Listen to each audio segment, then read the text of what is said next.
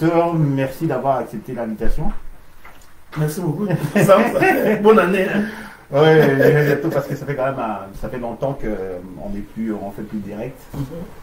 Et alors cette fois-ci, et puis bonsoir Odette, qui est également là dans l'assemblée, et puis il y aura d'autres personnes, mais vous n'allez pas les voir, vous allez peut-être les entendre. S'il y a un problème au niveau du son, parce que là on est encore un petit peu en bricolage, juste à nous faire signe, on va pouvoir, je l'espère, on va pouvoir réajuster. Alors docteur, sans plus tarder, j'aimerais d'abord, comment allez-vous docteur? Je me porte bien, donc je crois que je suis en pleine forme. Ben, c'est ce que je vois. Il y a une question. Aujourd'hui, on va parler du parcours du ministre. Donc, votre parcours depuis le temps où, je dirais, que vous avez connu le Seigneur. Si vous avez envie de dire un mot, ce qui s'est passé avant, ça c'est libre à vous. Non, mais c'est justement, c'est ça l'intention. Je voudrais commencer où j'ai commencé. Comment je me suis retrouvé dans les choses de Dieu. Comment je me suis retrouvé dans ce qu'on appelle, ce que nous appelons les assemblées des saints. Voilà, exactement. Bon, exactement. Toutes les grands noms connus, comment nous sommes connus. Exactement. Donc je voudrais, et où est-ce que nous en sommes présentement, et quelle est la projection dans l'avenir. Donc c'est de cela. Alors justement, donc j'aimerais d'abord savoir, en fait, comment est-ce que Adélard Ndaye est passé de Adélard Ndaye à quelqu'un qui est serviteur du Seigneur. Qu'est-ce qui s'est passé? Dans quelles conditions, dans quelles circonstances ça s'est fait que vous vous êtes retrouvé en train de servir le Seigneur? Je ne dis pas l'homme que vous êtes devenu maintenant, non, j'ai dit les circonstances qui vous ont amené à à d'abord accepter le Seigneur. C'est dans quelle situation, dans quelles circonstances?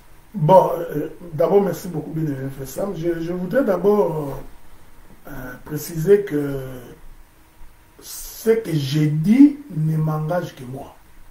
C'est important parce que il y a des gens que nous avons rencontrés dans le parcours, que je citerai certainement des noms. Il est possible qu'ils puissent avoir une autre version, donc c'est leur version, mais moi je vais raconter mon propre parcours. Comme tout enfant, je suis né, mon père était catholique, ce qui est tout à fait normal, et puis il y a eu un coup d'État manqué du président Mobutu. À l'époque, c'était en 1978, donc c'est 78 comme disent les Belges. Est-ce que ça c'était le coup manqué coup d'État manqué? Coup d'État manqué. Je crois que c'était le deuxième coup d'État qu'on fomentait contre le président Mobutu.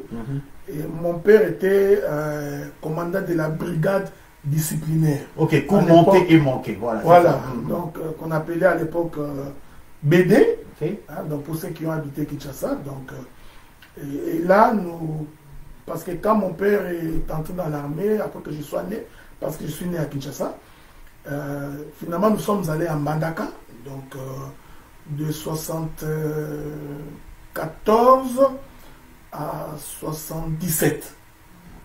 Donc d'ailleurs c'est une partie de mon école primaire, je l'ai faite à Mbandaka. Et nous sommes rentrés à Kinshasa en 77. Il y a eu le coup d'État avec le major Kaloumé. Le coup d'État manqué, le coup d'Yakoubanz et les autres là. Ce coup d'État manqué là, c'était en 78. Oui, ça je me souviens. Alors, le président Mobutu à l'époque, comme il y avait beaucoup de Kassaïens qui étaient pris dans ce complot-là, il va décider de pouvoir limoger tous les officiers militaires de la province du Kasaï. C'est comme ça que mon père, qui était président de la brigade disciplinaire à l'époque, on appelle BD, qui est devenu SAR ou quelque chose comme ça, va être limogé. On l'a d'abord arrêté et puis finalement, on les a limogés. C'est ainsi qu'en 1978, fin 78, début 79, mon père, dans sa recherche, il m'amènera dans un groupe de prière. Et ce groupe de prière-là, en réalité, c'est ce qu'on appelle aujourd'hui Bethel. Ok, donc Bethel a commencé en tant que groupe de prière. Oui, donc ça a commencé en tant que groupe de prière fin 78, depuis 79. Ok. Et c'était après le mouvement de Jean-Louis Jaillet, qui était venu, Osborne, tous ces gens qui étaient venus en Afrique, qui venaient de créer le mouvement qu'on appelait le mouvement charismatique et pentecôtiste au Congo. Alors, il s'est fait malheureusement que la majorité de Congolais à l'époque, appelés Zaïrois, qui priaient chez les catholiques, ont eu tendance à aller vers le mouvement charismatique. Et l'Église catholique s'était rendu compte que le culte des dimanches était presque vide, parce que tout le monde allait vers le mouvement charismatique. C'est comme ça que mon père également s'est lancé en cela. Et qu'est-ce qui s'était passé dans le mouvement charismatique de cette époque-là, le culte était différent de la liturgie catholique qui était une liturgie romano-latino. C'était un peu du genre oh, yeah. Et les catholiques, les chansons latines, des choses comme ça. Alors les catholiques ayant compris cela, le prêtre à l'époque, ils ont décidé d'accorder dans l'enceinte des églises catholiques, au sous-sol, l'occasion qui est ce qu'on appelait le groupe de prière. C'est comme ça que l'on accordera à l'apôtre Mbi Moulaya, pas les fils, le père. À l'apôtre Mbi Moulaya, à l'époque on l'appelait frère Mbi Moulaya, qui venait de sortir de Nzambé Malam, parce qu'il était prédicateur dans Nzambé Malam, avec Adina Bala, il vient de sortir. C'est alors qu'ils vont créer ces groupes de prière-là qui va devenir Bethel plus tard. À l'époque, ce n'était pas encore Bethel. Et c'est dans l'enceinte de ce qu'on appelle la paroisse Saint-Dominique, sur la 13e rue à Limité. C'est au basement de cette paroisse-là qu'on nous accordera donc l'endroit pour commencer à prier. Et j'étais tout jeune, c'est ainsi que mon père m'amènera là-bas. Donc mon père m'a emmené là-bas. Là, nous sommes dans les années 79. Donc les gens qui nous suivront aujourd'hui vont comprendre qu'il y a tout ce monde qui parle aujourd'hui, tous sont venus après nous. Presque tous. Donc, je me suis... Donc, tout ce qui est la borne, etc., n'existait pas. Donc, Bethel a été à l'origine justement de cette éclosion. Je crois qu'il y avait Nzambé Malamu qui existait déjà à l'époque. Et je crois aussi que le branamiste aussi était en gestation. Parce qu'il y avait Moukouna qui venait, pas le Moukouna de ACK, il y avait Moukouna qui avait embrassé le branamisme. Et à cette époque-là, Mbi qui sortait de Nzambé Malamu va nous entraîner dans ce qu'on appelait à l'époque groupe de prière. À cette époque-là, ce n'était pas une église, c'était un groupe de prière. Nous sommes dans les années 79. Et je crois que c'est pendant ces années-là, que j'ai connu les Kabachi, les Mouyaya, les Djemi, tous les grands que vous connaissez. Je crois qu'à cette époque-là, même les Sony Kafuta n'étaient pas encore là. Tout ce monde-là, les Koutino, n'existait pas encore. Non, n'existait pas encore. Et alors, plus les gens venaient à Saint-Dominique prier, alors les gens n'allaient plus au culte de dimanche le matin. La culte catholique. Oui, il n'y avait plus. Le culte catholique était complètement vide parce que tout le monde venait le soir, parce qu'on priait le soir, dans l'enceinte de ce qu'on appelle Saint-Dominique à l'époque, sur la 13e rue. Alors l'église catholique va recevoir l'ordre à partir du Vatican de pouvoir nous évacuer. Donc il fallait les chasser parce que finalement ça devenait un danger. Ça dépeuplait les Exactement. Alors à cette époque-là, nous prions avec un certain membre, un gars qui était membre du comité central. Il s'appelait Oueregemer. C'était quelqu'un du Kivu qui était membre du comité central et qui priait avec nous là-bas. Alors Oueregemer va décider, puisqu'on nous chasse de là-bas, comme il avait une grande parcelle à Limité, c'était sur la 9e rue si je ne me trompe pas. Donc l'apôtre Mbi et les autres staff de Kapinga 1, Kapinga 2, tout ce monde-là, ils vont donc décider que nous allions dans la parcelle de Oueregemer. Alors nous arrivons dans la parcelle de Oueregemer. C'est dans la parcelle de Oueregemer, je crois, si je ne me trompe pas, ça devait être dans les années 80, que je ferai la connaissance, pas de façon directe, mais de façon indirecte, du docteur Moustapha. Ok. Donc, moi, le docteur Moustapha, je l'ai connu quand nous étions chez les membres du comité central à l'époque où Eregemere. Et le docteur Moustapha était parmi les jeunes universitaires qui prêchaient à l'époque. Ok. Et en ce moment-là, le pasteur Bruno, il était ailleurs. Vous ne le connaissez pas? Je vais raconter après quand est-ce que finalement j'ai apparu. J'ai fait sa connaissance. Donc là, nous sommes dans les années fin 79 début 80. Donc finalement, nous resterons sur 9e rue, voilà, dans la partie de Eregemere. C'est là-bas également que j'ai verrai des prédicateurs, le Kabachi, qui est chantre aujourd'hui, à l'époque, les Capeboula, qui est aux États-Unis. Donc, et mon père était parmi les anciens de la ville. Okay. Les anciens de. Jusque-là, nous n'étions pas toujours Bethel, on appelait ça groupe de prière. Groupe de prière, simplement. Alors, il y a eu un conflit entre Eregemere, qui était membre du comité central, et l'apôtre Mbie. Okay. Parce que Eregemere, comme c'était chez lui à la maison, il voulait devenir aussi un grand prédicateur. Alors il y a eu un conflit, finalement, il y aura une petite scission. Ok. De cette scission-là, nous allons quitter l'enceinte de la parcelle pour nous retrouver à Capella, là où pris aujourd'hui comment il s'appelle, l'évangéliste Kizamina. Okay. C'était un bar, Maître Taureau. À l'époque, nous on venait boire là-bas, on faisait un peu la fête. C'est comme ça que nous allons louer chez Maître Taureau à Capella. Il y a une portion des gens qui sont restés avec Eregemere. Il y a une autre portion qui est venue sur Capella. Et dès que nous arrivons sur Capella, il y aura maintenant une transition pour que finalement ce qui était un groupe de prière devienne comme une église. Okay? Mais c'était encore, on s'appelait frères, il n'y avait pas de problème. Nous sommes dans les années 80, je crois, à peu près, dans les années 80. Je pourrais me tromper sur les dates, mais approximativement pendant ces années-là. Et puis, après un temps, l'apôtre Mbie, vous permettez que je l'appelle comme ça, va faire l'apôtre Mbie est de la génération de mon père, hein, donc je suis comme son fils, comme vous l'avez dit. Et je crois que c'est à Bethel que nous avions appris les rudiments de l'évangile. Hein, donc, la conversion, la repentance, l'abandon de la vie du péché, la manifestation de puissance du Saint-Esprit, toutes ces choses-là, ces rudiments-là, nous les avions acquises quand nous étions à Bethel.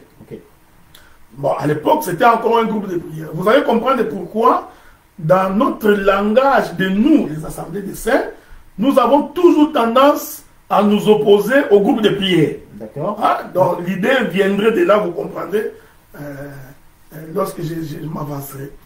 Et finalement, nous quitterons Maître Taureau, parce que je crois qu'il voulait vendre la parcelle ou quelque chose comme ça. On va décider d'aller acheter la parcelle de la première rue, là où se trouve Bethel actuellement. Le siège, ok. Exactement. Donc une décision va être prise. Les années 82, 83 à peu près, c'est alors que nous nous retrouverons à cette église-là de Bethel. Maintenant, l'église devenant de plus en plus grande, les gens venaient de partout. L'apôtre Mbie à l'époque va donc prendre la résolution de créer ce qu'on appelle des cellules. Ok.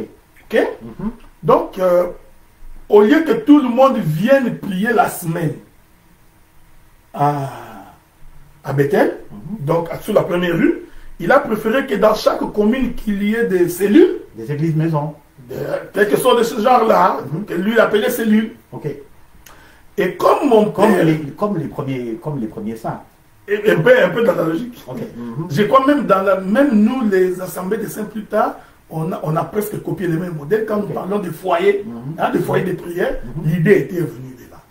Alors, comme mon père était ex-commandant de la ville et que nous avions une très grande parcelle, et mon père était parmi les quand même les plus considérés à l'époque, alors on va ouvrir la première cellule de Bethel chez nous. qui était la cellule d'Engaba. Cette cellule-là était sur Ezo, hein, donc juste au début de fin Ezo de Bingaba là, nous étions donc la première cellule de Bethel. Ok. Ok, donc, il y en avait d'autres? Non, non, j'ai dit nous étions la première. Oui. Ok, donc nous étions donc... permettez, je vais essayer de voir quelque chose, je ne sais pas si c'est... Donc nous étions donc la première cellule. C'est alors, je crois dans ces années-là, comme la première cellule était chez nous, qu'est-ce qu'il faisait? Nous prions la semaine et les dimanches, tout le monde se retrouvait à... C'est comme ça que j'ai personnellement connu l'apôtre Bill, parce qu'il venait à la maison, donc c'est déjà que j'ai fréquenté vraiment, véritablement. Mais jusque-là, il faudrait se dire que je n'étais pas converti. Hein? Okay. Non, donc j'ai parti à l'église parce que mon père m'y amenait. Oui, on n'est pas encore à la conversion. Voilà. On n'est pas encore à la conversion. Et c'est à ces années-là que j'ai connu le docteur Kalo. Ok. Okay? Donc, comme nous étions la cellule d'Engaba, tous les gens qui habitaient Yolo, Kaouka, Makala, dans les Blemba, partout, venaient donc prier chez nous pendant la semaine. Okay. Et c'est à cette occasion-là que j'ai connu le docteur Kalo. Hein, donc, parce qu'il venait prier avec nous. D'ailleurs, beaucoup peuvent ne pas le savoir, Kalo était devenu pratiquement comme étant mon ami. Okay. Donc, en dehors du culte, de la prière, nous nous promenions. Donc, nous marchions ensemble. Okay? Donc, à cette époque-là, on faisait des petites bêtises ensemble. Donc, c'est véritablement un ami en dehors de... Donc, c'est comme ça que j'ai connu Kalo. Et j'ai révéré alors maintenant des visus du docteur Moustapha. Parce que tous les prédicateurs passaient par chez nous, parce que c'était la première cellule. Maintenant, qu'est-ce qui va se passer pendant que nous étions là? Toute la génération de Yolo commençait à venir, les Gaston de Boukaï, pour ceux qui ne le savent pas, la sœur Denise, les Animaloubouni, il y avait vraiment... Alors, qu'est-ce qui va arriver? On s'était rendu compte que lorsque nous venions, lorsque les gens venaient chez nous, comme cellule de Bethel, il y avait un conflit de génération. Il y avait nos papas, qui étaient des anciens combattants, qui sortaient de l'armée, et il y avait nous les jeunes, 17, 18, 19 ans. Ah ouais, donc je devais avoir 15, 16, quelque chose comme ça. Et ça ne collait pas parce que leur manière de chanter, leur manière de danser, nous on trouvait que c'était un peu là, il manquait de la jeunesse. Et c'est alors, pendant la même période, l'apôtre Mbi Moulaya va maintenant multiplier les cellules. Oui. Okay? Donc, il y aura les cellules de Kassavo avec Apepula, il y aura ceci. Je crois que c'est également dans notre cellule d'Engaba que j'ai connu le pasteur Willy Bodika qui est à Bordeaux présentement. Okay? Donc cette cellule-là, c'est véritablement un ami. Nous sommes connus là. Comme nous trouvions que les rythmes de ces villes ne nous arrangeaient pas, il y avait une maman qui priait avec nous, c'est Mamou Chibola. Mamou Chibola qui priait avec nous, c'est alors que Mamou Chibola va nous proposer, nous les jeunes, parce que lui habitait Kimbongo, donc à Ezo, va nous proposer pour que nous commencions à aller prier chez lui. Hein, parce que tu vois, à l'époque, c'était du genre, on peut débarquer chez toi. Bonjour ma soeur, ça va? On est venu te prêcher l'évangile avec nos petites bibles de Gédéon dans la poche, et puis on était trop jeunes là. Alors cette maman-là il a pris plus que le jeune qui était de la cellule de Ngaba, qui commençait à aller prier chez elle. Bon, nous apprendrons plus tard que cette dame-là était plongée dans une vie aussi ténébreuse, obscure, un peu de sorcellerie. Beaucoup de choses sont racontées après. Mais je préfère ne pas en parler parce que ça moi j'ai décrit mon... Allez un peu rapidement, docteur, pour gagner du temps. Donc là, on est toujours dans les cadres de cellules, comment est-ce qu'il a émergé, etc. Et puis, on va faire la transition vers ce qui a suivi après. Donc, quelque chose de comment est-ce que je dis, comment tout cela a évolué pour en aboutir peut-être à votre conversion ou au fait que vous êtes sorti de là pour aller dans les... C'est là que je voudrais en venir. Donc finalement, nous nous déplacerons pour Kimbongo, nous les jeunes, quand bien qu'on venait toujours chez nous, les gens venaient toujours chez nous, nous nous déplacerons à Kimbongo Moi, il y avait le docteur Kalo, le pasteur Willy Bodika, qui est en France maintenant, et il y avait un de nos aînés, Freddy Bovesa. Il y avait un de nos aînés qui était prédicateur également dans la cellule de Ngaba, qui était aussi serviteur dans la maison Bethel, qui était considéré comme maison mère, et le docteur Moustapha également venait de temps en temps. Qui était responsable de Bethel? Qui était considéré comme étant, je ne sais pas moi, le pasteur dirigeant ou... C'est l'apôtre Mbi Moulay. Ah ok, c'est lui. Okay. Alors, nous étions une cellule. C'est comme ça que nous, les jeunes, on s'est déplacés à Kimbongo. Et c'est là que nous nous sommes déplacés, généralement, avec le docteur Kano. Ok. Alors, on était quoi? Dans 18, 19 ans, à peu près, on était encore jeunes. Jusque-là, c'était encore la cellule de Bethel. Oui. C'était une extension de la cellule de Bethel. Et je crois que finalement, je ne sais pas comment la jonction s'est faite avec le pasteur Bruno. D'accord. Ça, je sais que le docteur Kado, qui est l'oncle, qui est le neveu du pasteur Bruno, mais déjà à cette époque-là, quand nous étions à Kimbongo, il y avait une autre cellule de jeunes qui était à Kaouka. C'est à Kaouka que cette manière de taper les mains, que les assemblées de saints frappent les mains aujourd'hui, cette manière, cette manière-là est sortie de la cellule de Kaouka. En fait, vous avez été, je dirais pas corrompu, c'est-à-dire que l'évangile éternel, comment est-ce que l'évangile éternel a atterri dans les cellules qui... Non, nous sortions d'eux. Il faut les reconnaître. Vous savez, nous, on n'est pas sortis, on n'est pas tombé comme un cheveu dans la soupe. Et il faudrait comprendre que tous les chemins sur lesquels Dieu nous mène, les ABCD, c'est le début. Donc, j'ai dit ici, probablement sans risque d'être contredit, que 90% des prédicateurs de cette époque-là étaient donc sortis de Bethel. C'est important que les gens disent la vérité. 90% des prédicateurs des assemblées de ceux aujourd'hui sortent de donc, Bethel. Donc 90% de ceux qu'on considère comme étant les pionniers. Vous voyez, donc sortis du Bethel. Je peux citer, donc il y avait le pasteur Bétou, qui était à Bethel, qui était le modérateur. Le pasteur Tambo Makande était modérateur. Le docteur Moustapha prêchait à Bethel. Donc c'est là que moi je l'ai connu personnellement. Les personnes qui n'ont pas prêché à Bethel, c'est le docteur Kalo qui n'avait pas prêché à Bethel. Il y a le docteur J.D. Bofar qui n'a pas prêché. Le pasteur Bruno non plus n'a pas prêché là-bas. Maintenant, il y a eu la cellule de Kaouka, qui était une cellule véritablement bouillante parce qu'il n'y avait que les jeunes de 16 à 22 ans. Donc, nous avions donc créé une nouvelle dynamique. Quelque part entre la cellule de Kaouka et la cellule de Kimbongo, là où nous étions, va émerger un groupe de gens qui étaient quelque part à Yolo. C'est là que s'est trouvé le pasteur Bruno, l'apôtre Kassi, les autres. Donc, ils peuvent raconter leur histoire à leur manière. Et puis finalement,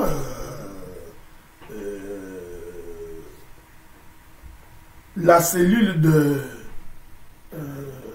je crois que c'est la cellule de Kimbongo, là où nous étions.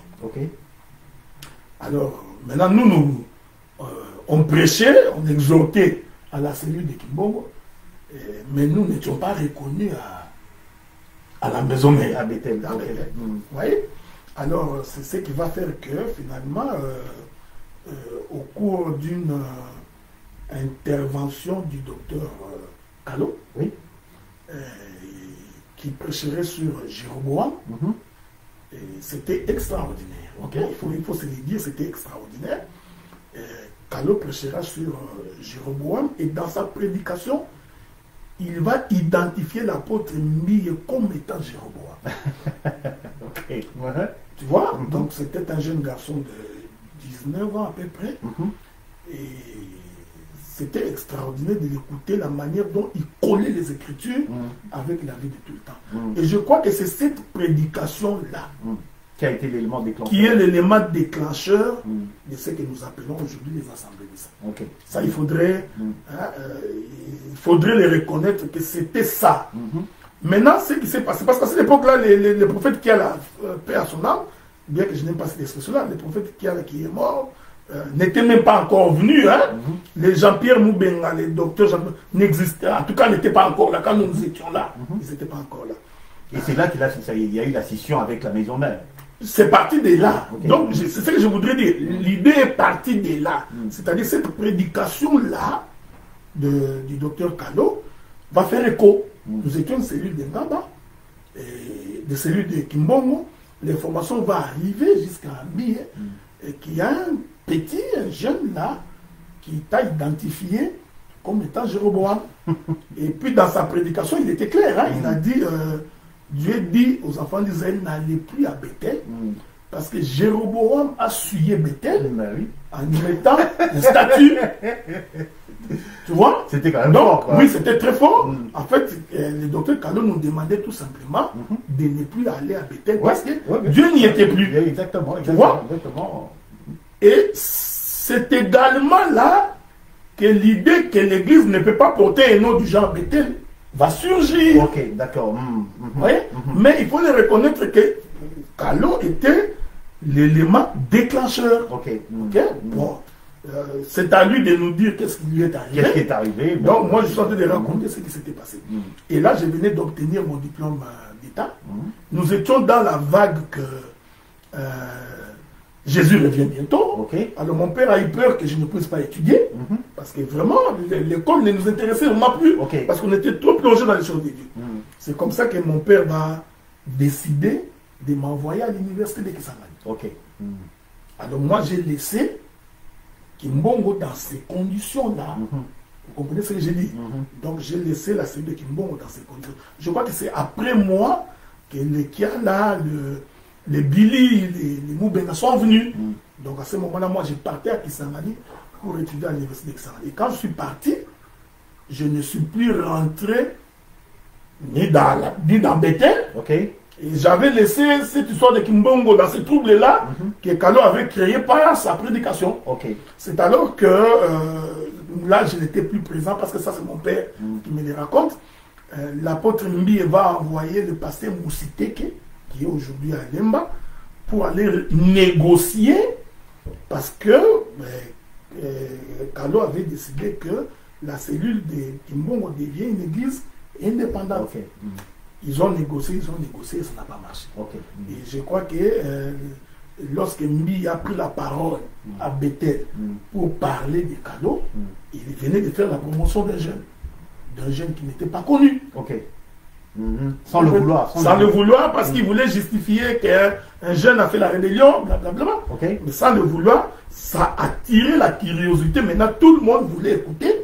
Mais quel est ce jeune homme-là qui doit tenir tête à Kalo? Je crois que c'est de là qu'est partie sa popularité. Alors moi, je me retrouverai à l'université de Kisangani, où je ne priais presque plus, j'avais abandonné de prier.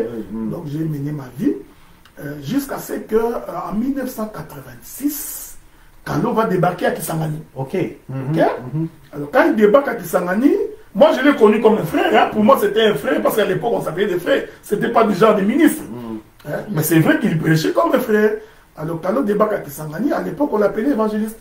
À cette époque-là, quand il débarque, 1986, fin 86, début 87, Kalo débarque à Kisangani, on l'appelait évangéliste. Il existait déjà une cellule de Bethel là à Kisangani. Et vous n'y allez pas? Non, je n'étais pas allé. À cette époque-là, je crois que c'était les Ndumbi ici à Ottawa avec moi, qui étaient dans une gestion. Et il y a eu un conflit, il y avait une partie qui était restée dans la commune de Chopo, une autre partie qui est partie à Makiso. Alors, Kalo, en arrivant, parce qu'en fait, les assemblées des saints, nous étions en train de tirer toutes les cellules de Bethel. Je crois que c'était ça la politique. Partout, il y avait une cellule de Bethel, on y allait, on prêchait l'évangile, on les transformait en assemblée des saints. Et est-ce qu'on s'appelait déjà les assemblées de saints, ou bien c'était simplement des groupes rebelles par-ci par-là qui allaient en fait tirer les fidèles chez les... Non, déjà, vous savez, le problème c'est qu'à cette époque-là, il y avait un groupe de frères, entre autres parmi lesquels il y avait Kado, qui étaient en avance. Ok. Il faut se dire qu'ils étaient en avance parce que déjà à cette époque-là, Kalo prêchait que l'Église ne peut pas porter un nom. Ok. Bon, vous m'excuserez, je suis en train de citer Kalo parce que c'est un ami. J'ai été beaucoup plus avec lui qu'avec les autres là. Donc la rencontre à Kisangani, qu'est-ce que ça a produit de... Non, mais le problème c'est que c'était pour la première fois que je le voyais en tant qu'évangéliste et qui prêchait en réunissant les foules. Oui. Alors que je l'avais laissé, nous étions dans une petite cellule.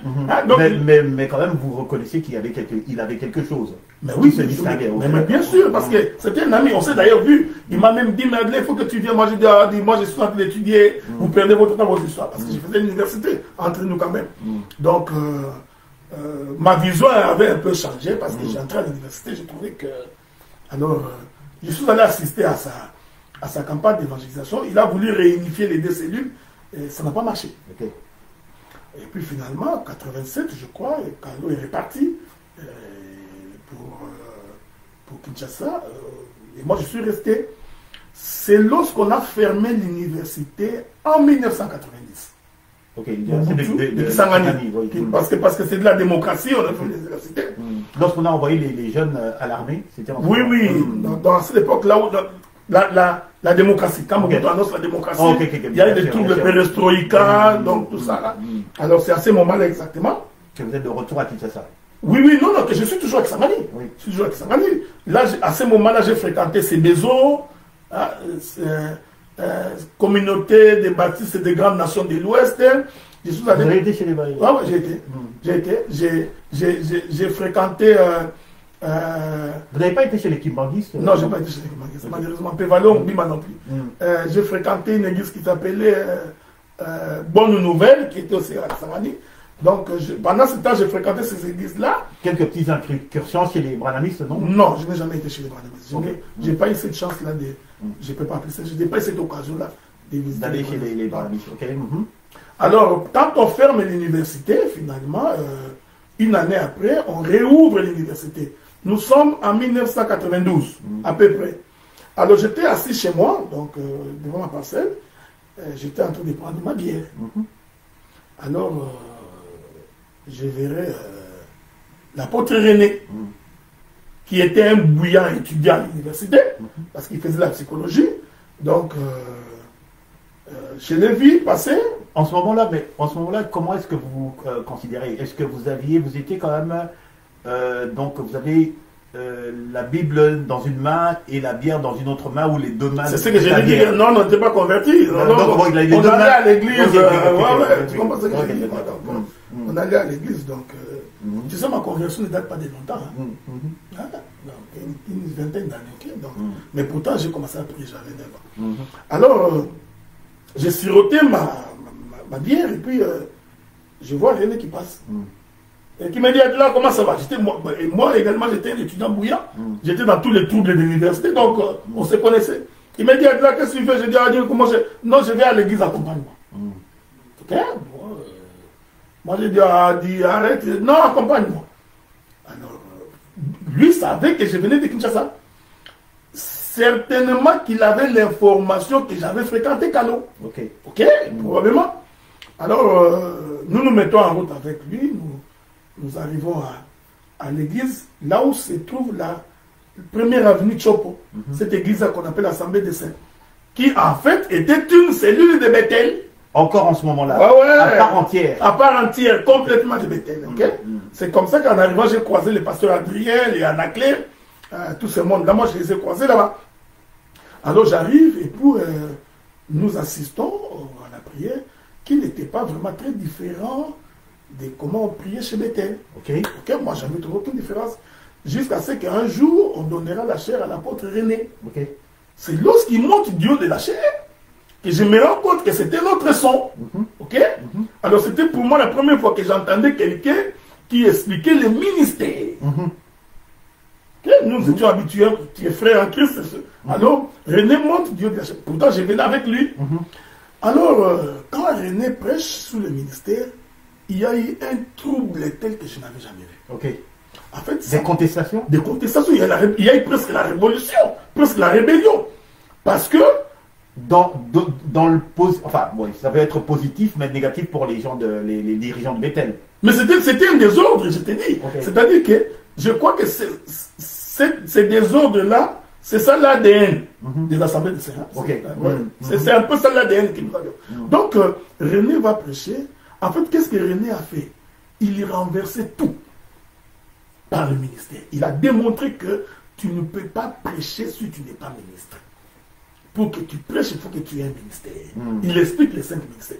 Et le peuple a fini par constater que tous ces hommes qui nous prêchent ici, bah, ils n'ont pas de ministère. En fait, c'était ça. Non, mais regarde. D'accord. J'étais étudiant à l'université. Je faisais la sociologie. J'étais pratiquement en 3e gradient. Je suis un intellectuel. Donc, j'assistais à une chose que je me disais, mais ça, c'est de la barbarie. Parce que c'était pour moi inconcevable que dans un culte, mais tu ne pouvais pas supporter. Déjà, lever les mains, poser des questions, à la limite des insultes. Ok. Et quand nous sommes sortis, j'ai dit à René, je pense que je ne reviendrai plus. J'ai dit, de cette manière-là, c'est pas Dieu, ça. Je considère que c'est comme ça que je ne suis plus revenu. Ok. Et finalement, j'ai fini mon graduat en 92. Je m'apprêtais pour venir passer des vacances à Kinshasa. C'est comme ça que René m'informera. Nous ne sommes plus à Kimbongo. Nous sommes sur Kipata. Ok. Nous, c'est toujours Bethel. Non. La branche là qui est exactement. Okay. Tu as compris, hein? Oui. Donc, le temps que j'étais parti. Tu es de Bethel, je pense. Hein? Non. Ok. Ah, ok, d'accord. Non, tu commences à jeudi. C'est-à-dire qu'après mon départ, quand je suis parti, donc je ne sais pas ce qui s'est passé exactement pendant ce temps-là. Donc, c'est pourquoi j'ai dit que chacun pourra raconter son histoire. Qu'est-ce qui leur est arrivé, tout ça, c'est chacun. Mais moi, je raconte ma version. Oui. Donc, c'est comme ça que René va m'informer, puisque tu es en train de rentrer à Kinshasa, nous ne sommes plus à Bethel, nous sommes plus à Kimbongo, nous sommes sur Kipata. Okay? À ce moment-là, un de nos amis, le pasteur Willy Bolika, qui est en France maintenant, venait déjà de partir en France, il nous avait quittés. Et c'est en rentrant que j'ai appris que Mamoud Chiboula est morte, ses enfants sont morts. Il y avait beaucoup de choses. C'est comme ça que, parce que moi j'habitais l'avenue Kikweta, qui est sur Ngaba. L'avenue qui suit après, c'est l'avenue Kipata. De ce côté Ngaba, de l'autre côté Makala. Donc, je sortais de chez moi, j'arrivais au culte. Alors, je débarque à Kinshasa. Et en arrivant à Kinshasa, comme je venais de finir mon graduat, j'étais venu pour passer des vacances. J'apprendrai maintenant, quand je suis arrivé à Kinshasa, qu'on venait de réouvrir la faculté des sciences sociales, administratives et politiques à Kinshasa. Donc, c'était la première promotion. Et on avait ouvert 2 classes. Premier graduat et première licence. Donc, comme je venais de passer en première licence, c'est comme ça que mon père m'a dit, bon, ça ne vaut plus la peine de retourner à Saint-Denis. Donc, tu vas continuer ici. C'est comme ça que je vais me rendre au culte de Kipata. À moins que je ne me trompe, 94 à peu près, 93, je ne me souviens même plus. C'est là-bas que moi, je verrai alors pour la première fois le pasteur Bruno en train de prêcher. C'est là-bas que je verrai. Bon, le pasteur Tambo, je l'avais connu déjà à Bethel parce qu'il était parmi les modérateurs du culte à Bethel. Le pasteur Betoukoumé, je l'avais connu à Bethel, mais je l'ai vu également là-bas. Il y avait il y en a un autre qui est mort là, que j'ai oublié son nom. Lui, il était venu après moi à Kimbongo, je crois qu'il est venu après moi, lorsque j'étais parti avec Sangani. C'est là-bas également que je croiserai les Tona, le frère Tona qui est à Paris également. Mais je crois que contrairement à ce qui s'est passé à Kisangani, vous n'avez pas été choqué cette fois-ci de la manière dont... Non, mais quand je suis arrivé en 84, quand je suis rentré passer mes vacances en 92-93, j'avais trouvé déjà là, c'est devenu une assemblée des saints. C'est déjà une assemblée des saints, mais vous n'étiez pas habitué à ce genre. Non, je n'étais pas habitué. Ça, il faut se le dire. Alors, quelle a été votre réaction justement, mais qui a fait que vous êtes quand même resté? Non, le problème c'est que, regardez, quand je suis arrivé à Kipata, il faut se le dire que c'est la manière d'enseigner. Mais il faut se dire qu'il y avait une dichotomie entre la manière d'enseigner et la manière de vivre. On était beaucoup plus dans l'enseignement, dans les interprétations, dans les révélations, mais dans la vie, ça ne concordait pas. Ok. Donc, j'ai eu comme l'impression que nous venions de perdre un aspect que nous avions acquis quand nous étions à Bethel. C'est cet aspect de la crainte de Dieu. Ok. La repentance, la conversion. Parce que Bethel nous a appris que quand tu as péché, ta conscience te reproche, tu as de l'amertume, tu ne peux même pas dormir, il faut que tu confesses ton péché. Tu vois, cette manière-là, nous l'avons perdue. Avec justement... Ah oui, nous l'avons perdu parce que nous étions dans... Dieu nous aime, malgré nos défauts, malgré nos fautes, malgré... Tu vois, et ça devient un courant. Alors c'est comme ça que je les retrouverai à Kipata, et là je les ai retrouvés, ils s'appelaient déjà Assemblée des Saints. Comprenez? Donc je les ai trouvés, et qu'ils étaient déjà en train de s'appeler Assemblée des Saints. Je précise qu'à cette époque-là, nous ne parlions pas encore de l'évangile éternel. Le terme évangile éternel n'était pas en vogue. Nous étions dans ce qu'on appelle la saine doctrine. Donc, et comment vous vous êtes retrouvés dans le ministère? Mais là, c'est après, c'est plus tard. Nous parlons de mon ministère en 2015. Alors, comment est-ce que vous vous êtes retrouvés? En fait, moi, ce que je voulais comprendre, c'est que vous êtes de retour à Kinshasa et tout. Et vous, donc, vous êtes dans cette atmosphère-là des assemblées des saints et tout. Comment est-ce que vous êtes devenu serviteur malgré tout? Mais non, mais il y a tout un cheminement. C'est pourquoi j'essaie d'en venir. Tu comprends? Donc, c'est à Kipata que finalement, j'ai vu véritablement écouter les sons qui étaient différents du son que nous avions quand nous étions à Bethel. Tu comprends? Et c'est également à Kipata que j'ai vu des prédicateurs qui excellaient comme le docteur Kalo. Ce n'est plus le Kalo que j'ai connu quand nous étions dans les années 80, 91, avant que je ne vienne à Kinshasa. Donc j'ai trouvé quelqu'un qui manipulait les écritures.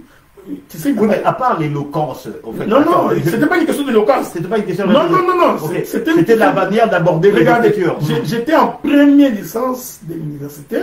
J'étais en face de moi d'un jeune homme qui était mon ami, qui n'avait pas fait l'université. Et je crois qu'il n'avait même pas encore obtenu son diplôme d'État. Mais qui avait cette capacité d'expliquer l'écriture à telle enseigne que même nous étions étonnés. Alors, comme moi j'aime l'excellence, j'ai été séduit. J'ai été séduit de trouver comment un homme peut expliquer la Bible de cette manière. C'était carrément un don. Ah ouais, je crois. Ce n'était pas quelque chose de... D'accord. C'était autre chose. Non, c'est véritablement... Je ne sais pas qu'est-ce qui est arrivé dans sa vie, mais c'était véritablement autre chose. C'était véritablement autre chose. Il y avait plusieurs prédicateurs. Le pasteur Bruno était là, le docteur Régine était là. À cette époque-là, il y a un autre qui est mort qui était là. Le frère Billy, les autres là, le prophète Billy, tout le monde était là, les qui à la main. C'était extraordinaire. D'accord. C'était tellement extraordinaire parce que jusqu'à un moment donné, il y avait des gens qui se levaient comme ça, qui criaient « Kalo, tu es Dieu ». Tu vois? Donc, je crois que c'est quelque chose qu'il a reçu de la part de Dieu, mais qu'il n'a pas pu gérer. Il n'a pas pu gérer. Il était en avance. Il était en avance. Il était en avance. Ça, c'est vrai. Mais comme c'était mon ami, donc moi, je le côtoyais tout le temps. Je disais, toi, là, qu'est-ce qui se passe avec toi? On rigolait. Avec moi, il essayait d'être calme, mais parce que je suis son ami. Mais aussi, c'était un grand lecteur. C'était un grand lecteur. Autodidacte également. Oui, c'était véritablement un grand lecteur. Je crois qu'il avait lu tous les livres de brochures de Branham. Il avait lu beaucoup d'histoires. Bien sûr. Donc, et puis, c'est à Kipata également que de temps en temps, le docteur Moustapha venait. Donc, je ne peux pas dire que le docteur Moustapha était véritablement avec nous de façon continue, mais de temps en temps, il venait. Pourquoi le docteur Moustapha venait? Parce que parmi tous les prédicateurs, quand nous étions à Bethel, Moustapha était en avance. Dans sa manière de présenter l'évangile, il était véritablement en avance par rapport à ses contemporains. Il était d'ailleurs parmi les premiers prédicateurs de Bethel qui prêchaient sur l'Apocalypse. Et je crois aussi, cela a aussi attiré l'admiration du docteur Kalo. Comme c'est aussi quelqu'un qui voulait apprendre, je crois que c'est... Parce que lui, il était de l'autre génération. Moustapha était de l'autre génération, de l'ancienne génération de Bethel. Carlo est de ma génération. Oui, Moustapha est beaucoup plus vieux que nous, donc il a sa propre génération. Donc, bon, et puis finalement, c'est comme ça que j'ai été séduit. Okay. J'ai été séduit par cet enseignement, par cette manière de vivre, par cette manière d'aborder les Écritures, par ces profondeurs-là. Et Carlo s'était arrangé pour passer à la télévision. Il défiait tout le monde. Hein, il est allé jusqu'à défier Moukouna Dieu. Il a défié tous les grands de l'époque là. Il les défiait. Okay. Et ça crée l'admiration. Et ça fait la renommée de ce qu'on appelle évangile assemblée aujourd'hui. Mais je précise qu'il n'était pas le seul prédicateur. Ils étaient avec les autres. Mais il faut le dire, il faut se le dire. Il avait une grâce particulière. Okay. Moi, j'ai toujours pensé que même quand on est 5, 6, 7 prédicateurs, les grâces diffèrent. Il y aura toujours quelqu'un à qui Dieu donnera une grâce particulière. Non, à vous, docteur. J'aimerais de venir à vous. Oui, non, allez-y. Alors, des Kipata, finalement, nous allons quitter Kipata pour aller à Bakwandou. Ok? Et nous arrivons à Bakwandou. J'étais toujours un frère. Hein, pire master. Il y a quelques prédicateurs. Oui. Donc je venais, et puis j'ai fini l'université en 97. 96, 97, j'ai fini l'université. Et puis dès que j'ai fini l'université, je me trouve un emploi dans des bêtises, je me retrouve en prison. Ok? Alors, je me retrouve en prison. Quelques années après, quelques mois après, Laurent Désiré Kabila va mourir, on va accuser les Libanais. Et comme j'étais dans la boîte avec des Libanais, on cherchera à m'attraper. C'est comme ça que mon père négociera une sortie et c'est comme ça que je fuirai pour me retrouver au Canada. Vous avez quitté Kinshasa n'ayant pas encore été toujours ministre. Vous n'étiez pas ministre quand vous avez quitté Kinshasa? Non. Vous étiez un simple frère? Non. Ah, j'ai toujours pensé que vous étiez déjà... Non. Ok. Donc, vous savez, c'est pourquoi beaucoup de gens sont étonnés de la manière de ce que je suis arrivé. Parce que j'étais parmi les frères qu'on ne pouvait pas imaginer. Les gens savaient que c'est l'ami de Carlo, les autres là, c'est leur ami parce qu'on a grandi ensemble. Mais j'étais le frère de ce qu'on ne pensait pas que je deviendrais prédicateur. Okay. Personne n'imaginait que je deviendrais ce que je suis devenu. Hein, parce qu'il faut se le dire également, je suis devenu ce que je suis grâce à Dieu. Mais quand on grandissait, je n'étais pas quelqu'un à qui vous pouviez poser un verset de la Bible comme question, que je trouve. Ok. Donc, je n'étais pas dans les cercles de ceux qui passaient leur temps dans la permanence en train de débattre. Non, moi, je venais, je priais, j'emmenais quelques-unes de mes copines, puis demain, je m'en vais. Dès qu'on voudrait m'attraper, demain, je vais seul. Donc, j'étais un peu comme ça. D'ailleurs, je vous informe que c'est dans ces deux zones-là que j'avais vu Michel. Ok, Michel qui deviendrait votre épouse. Ouais. Donc, parce que j'avais toujours les yeux sur les femmes. Donc moi quand même je venais à l'église, c'est toujours en train de regarder les sœurs. C'est comme ça que j'ai... Donc vous êtes arrivé au Canada non converti? Oh, pratiquement non converti, oui. Presque à part. Non, ouais, j'ai parti à l'église, mais d'accord. Non converti. Et là, vous étiez à Toronto, je pense. Hein? Oui. Ok. Donc on va en arriver là, finalement, je vais me retrouver ici. C'est en arrivant ici que je me suis rendu compte de la richesse que j'avais. Ok, c'est-à-dire que vous avez acquis des assemblées de... C'est en arrivant ici que je me suis rendu compte que l'évangile que j'ai... Parce qu'ici, il y avait il y avait pratiquement rien. C'était encore les églises de... Tu comprends ce que j'ai dit? C'est-à-dire que LCI, Bethel... Donc, en d'autres termes, etc. C'est comme si le fait que j'étais à Kinshasa, c'est comme si j'étais dans une hibernation. Ok. En arrivant ici, je viens de sortir de l'eau. Ok. Tu comprends ce que je dis? Alors, j'arrive, mais il faut d'abord savoir que quand j'ai grandissé, moi j'aimais les débats. Ok. J'aimais les discussions, même quand à l'université, j'étais un étudiant brillant, donc j'ai distingué 3 fois. Donc, d'ailleurs, on ne m'a pas retenu assistant parce qu'on a dit que j'étais un étudiant désordonné. Ok. Donc, vous aimiez la controverse? J'aimais la controverse. J'ai contesté des profs, donc j'adorais ça. Je crois que et même Carlo savait, un jour, je lui ai dit, j'ai compris pourquoi tu es aussi avancé comme ça. Il sait pourquoi je lui avais dit ça. Donc, je crois que c'est pendant ma dernière année de l'université que j'ai commencé également à lire quelques brochures de branhamistes. Ok. Parce qu'il faut se le dire, c'était quand même assez poussé la publication des branhamistes. Ça m'a permis également de... Alors, j'arrive ici et puis, quand je suis arrivé, je ne m'étais jamais présenté comme prédicateur parce que je ne l'étais pas. Sauf que quand j'assistais à des cultes, j'entendais les gens prêcher. Alors je trouvais que le niveau était trop bas. Alors trop bas. Okay. Que je me suis dit, mais je pourrais faire mieux que. Okay? Et puis, bon, finalement, je me retrouverai dans une église à Toronto. Okay. Je préfère taire les noms pour ne pas créer des polémiques. Je me retrouverai dans une église à Toronto. Maintenant, déjà là, les gens venaient chez moi, j'ai partagé l'écriture. Ok. Alors, tu connais quand on arrive ici, non? Dès que tu partages, ah, toi tu dois être pasteur. Oui, c'est comme ça que finalement, on me collera l'étiquette de l'évangéliste. Ok. Okay? En fréquentant les non, c'est des gens qui venaient à la maison avec qui nous partagions. Ah, non, c'était un grand prédicateur. Alors, j'ai fait assister à un culte dans une église. J'ai fait 6 mois. Je venais, c'est vrai que c'est qu'on prêchait m'énerver. Mais bon. Mais pourquoi vous êtes resté? Je suis resté pas, j'étais pas converti, je te l'ai dit. Donc, ok, d'accord, j'étais un peu dedans.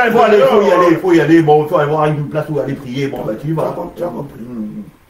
Alors, les années 2006, c'est à ce moment-là que je vais même vous dire comment je suis arrivé au ministère. Hein. Les années 2006, j'ai commencé à sentir cette charge-là.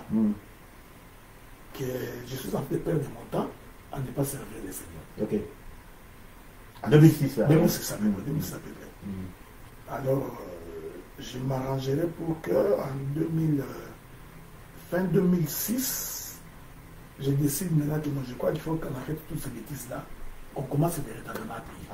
À servir le Seigneur comme ça. J'ai commencé maintenant à aller à l'église normalement. Ok. Toujours à Toronto, là. Toujours à Toronto. Donc, pendant que j'y allais, mais j'étais connu dans le milieu chrétien parce que je ne me cache pas. Hein? Okay. Alors, quelqu'un est allé informer les pasteurs qui nous dirigeaient. Vous n'étiez pas encore dans les médias en ce moment-là? Non, je n'étais pas dans les médias. Je suis entré dans les médias en 2008, je crois. 2007 ou 2008. Alors, il est allé dire à ces pasteurs-là, il dit, non, ce gars-là qui est assis sur les balles pendant 7 mois, c'était un grand évangéliste. Alors, les pasteurs-là vont m'appeler. J'entrerai dans son bureau, il va me dire, on m'a dit que tu es évangéliste. Je voudrais te demander si tu peux nous prêcher dimanche. Comme ça? Comme ça, je me suis dit comme ça. Et moi, j'ai dit, ok, c'est bon, je peux. Il m'a dit, ok, mais toi... Et ne vous avez jamais entendu prêcher? Non, il a entendu les témoignages des autres. Les témoignages des autres, Il m'a dit, mets-toi à genoux, je vais t'imposer les mains, prier pour toi, pour que tu ne trembles pas. Okay. Je me suis mis à genoux, il m'a imposé les mains. Il a prié pour moi, que tu ne trembles pas, donc que le Saint-Esprit soit avec toi. Étonnamment, Dieu avait exaucé sa prière. Alors, les dimanches, j'arrive à l'église, je me mets debout et puis j'appelle un frère, je dis, tu peux... C'est la première fois que vous allez prêcher lors d'une convocation solennelle? Oui, quand j'étais en prison, j'ai prêché. Ok, bon, ça, mais c'était vraiment pour la première fois que je me tenais comme ça devant une foule de 130, 140 personnes. Ok. Alors j'appelle un frère, je dis, prends la craie. Je dis, écris au tableau. Il écrit un homme a accouché. Ça, c'était le thème. Oui, dès qu'il a écrit un homme a accouché, j'ai senti dans ça. C'était quand même osé, hein, venir prêcher qu'un homme a accouché. Alors, j'ai appelé l'interprète. Je me souviendrai d'elle, la sœur Patricia. J'ai dit, Patricia, tiens-moi par la main. Elle me tient comme ça, j'ai dit, nous allons courir. Alors, le pasteur était très étonné de l'assurance que j'avais pour commencer. Alors ça reste la prédication de la vie. J'ai commencé à démontrer comment Adam était enceinte d'Ève, comment Adam souffert des douleurs de l'enfantement, comment la naissance d'Ève, c'est un homme qui est en train d'accoucher.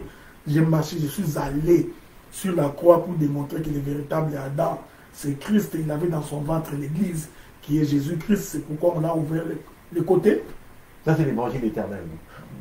Je reviendrai pour dire comment on en est arrivé à l'évangile éternel.